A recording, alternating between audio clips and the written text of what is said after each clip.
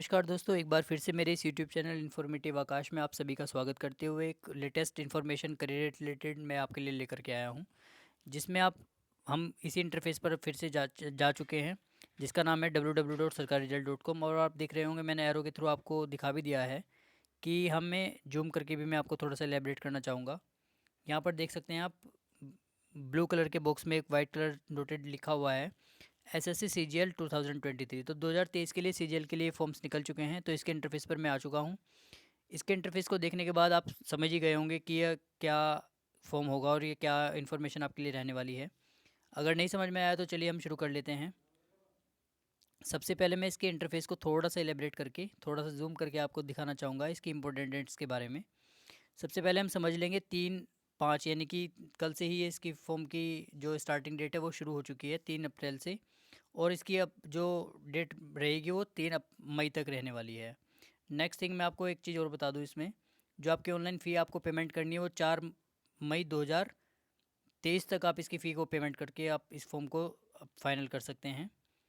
Next इसकी जो correction date रहेगी वो 7 से 8 मई की, यानी कि 2 दिन के लिए इन्होंने करेक्शन डेट भी रखी है। जिसका फर्स्ट ईयर का एग्ज़ाम होएगा वो आप देख सकते हैं यहाँ पर 14 से 27 जुलाई के बीच में इसका एग्ज़ाम हो जाएगा फर्स्ट ईयर।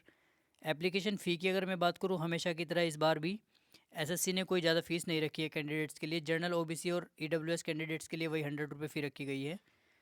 और अगर मैं बात करूँ एससी एसटी और फिजिकली हैंडीकैप्ड और ये फीमेल्स की, इनके लिए कोई फ़ीस इन्होंने नहीं रखी गई है, दोनों के लिए ही एग्जेम्प्टेड है। और अगर हम बात करें अब करेक्शन की, मान लीजिए 7 से 8 तारीख के बीच में जो आपकी करेक्शन होएगी, उसके लिए जो करेक्शन फ़ी इन्होंने रखी गई है, अगर आप एक बार करेक्शन कराते हैं या आपके फ़ॉर्म में कोई गलती हो जाती है और आप उसके लिए करेक्शन डालते हैं तो आपको 200 रुपये पे करना होगा फर्स्ट टाइम के लिए। सेकंड टाइम के लिए अगर आप उसके लिए कोई करेक्शन डालते हैं, अगर आप दोबारा फॉर्म भरते हुए भी कोई गलती करते हैं तो आपको 500 रुपये पे करना होगा। चलिए चार्जेस की मैं बात कर लूँ, फ़ी पेमेंट आप कैसे करेंगे। तो आप debit card, credit card, net banking और किसी भी यूपीआई ऐप से आप या ई चालान के थ्रू भी आप अपनी पेमेंट को कर सकते हैं। नेक्स्ट चलिए हम इसकी एक बार एलिजिबिलिटी और एज क्राइटेरिया को देख लेंगे। यहाँ पर मैक्सिमम एज की अगर मैं बात करूँ तो वो 27 से लेकर 32 पोस्ट वाइज दी गई है।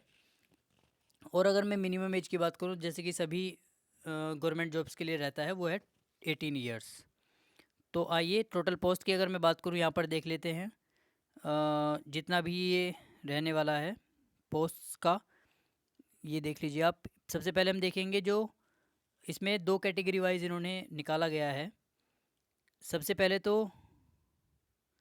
आप देखेंगे टोटल जो वैकेंसीज निकली है वो 7500 निकाली गई हैं। सीजीएल का मतलब होता है कंबाइंड ग्रेजुएट लेवल, यानी कि ग्रेजुएशन बेस पर इसकी एलिजिबिलिटी सीधी सी यहाँ पर समझ आ रही है कि आप ग्रेजुएट लेवल पे किसी भी स्ट्रीम से आपने ग्रेजुएशन की हो, चाहे आप बीकॉम हो, बीए हो, बीएससी हो, उससे कोई भी मैटर नहीं करता है, आप इस फॉर्म को डाल सकते हैं।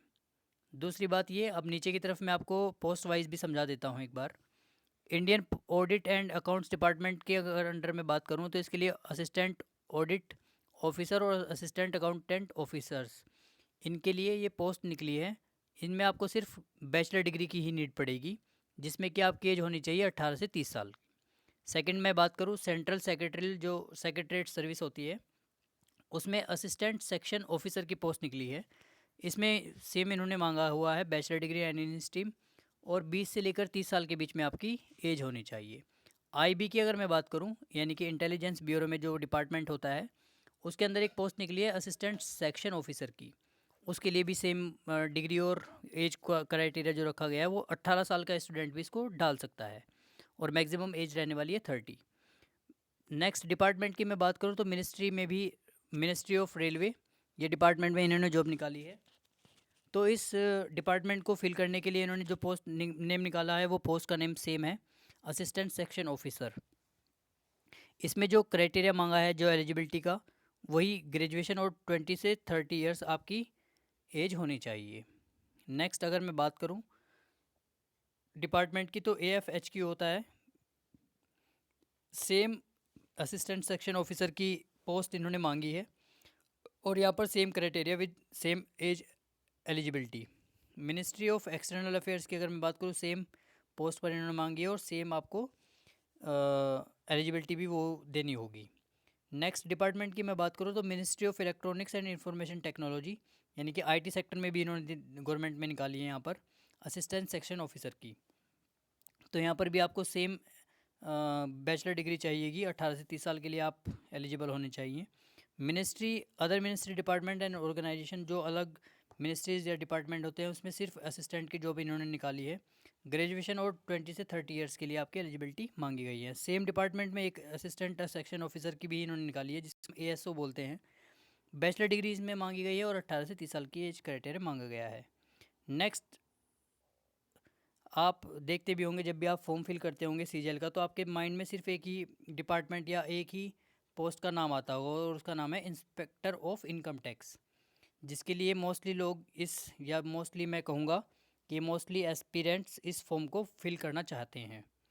तो इसके लिए सेम क्राइटेरिया रहता है आपका बैचलर डिग्री, और 18 से 30 साल के लिए आपको क्राइटेरिया इन्होंने दिया है। CBIC की अगर मैं बात करूँ तो CGST and central excise duty inspector की जो पोस्ट निकलती है, इंस्पेक्टर प्रिवेंटिव ऑफिसर और इंस्पेक्टर एग्जामिनर।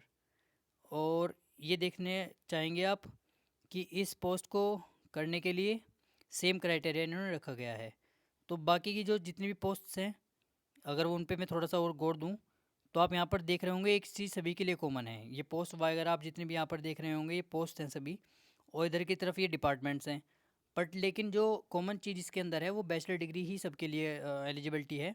और जो एज क्राइटेरिया है वो 20 से 30 कुछ के लिए है और कुछ के लिए 18 से 30 है। ये आपको मेन फॉर्म को फिल करने से एक बार थोड़ा सा गौर करके आपको ही इसको देखना पड़ेगा। नेक्स्ट, अगर मैं थोड़ा सा बात करूँ, जो मेन यहाँ पर बात ध्यान में रखने वाली है इस पोस्ट के लिए, ये पोस्ट है MO statistics and programme implementation. इसके लिए जो JSO की जूनियर स्टैटिकल ऑफिसर की पोस्ट निकाली गई है वो बैचलर डिग्री पर निकाली गई है, और मिनिमम आपके 60% आपके मैथ सब्जेक्ट या 12th में होने चाहिए या फिर बैचलर डिग्री में होने चाहिए।